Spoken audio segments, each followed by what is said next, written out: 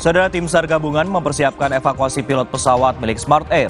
Tim SAR juga bahkan telah melihat asap yang diduga dibuat oleh pilot sebagai sinyal permintaan bantuan. Kini tim SAR gabungan darat pun juga sudah bergerak menuju lokasi. Pada Minggu pagi, tim SAR gabungan kembali melakukan pencarian ke titik tempat terlihatnya asap yang diduga dibuat oleh pilot. Belum ada informasi terkait kondisi pilot dan juga mekanik pesawat hingga saat ini. Komunikasi juga dengan pilot terputus karena tak ada sinyal di kawasan pegunungan tersebut.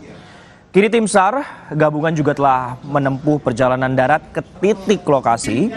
Sementara untuk pesawat heli juga masih menunggu cuaca kondusif agar bisa terbang ke lokasi pencarian.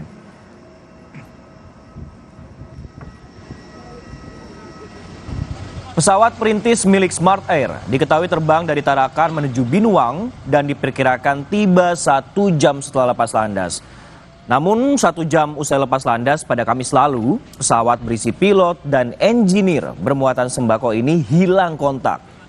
Dari keterangan seorang warga saat berladang, terdengar suara seperti pohon tumbang tak jauh dari ladangnya. Setelah dikoordinasi dengan pihak Basarnas, sesuai koordinat terakhir hilang kontak pesawat, ada kesesuaian dengan keterangan warga. Namun, lokasinya di pegunungan dan tak ada sinyal menyulitkan proses pencarian.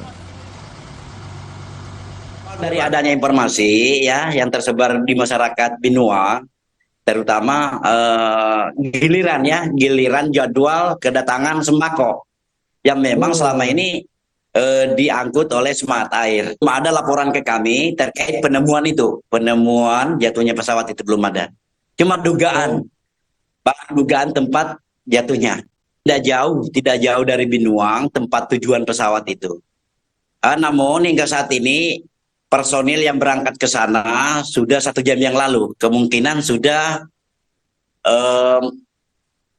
tiba di TKP. Namun di sana kita terkendala dengan akses jaringan. Hanya 2, cuman pilot dengan engineering. Jadi penumpang tidak ada.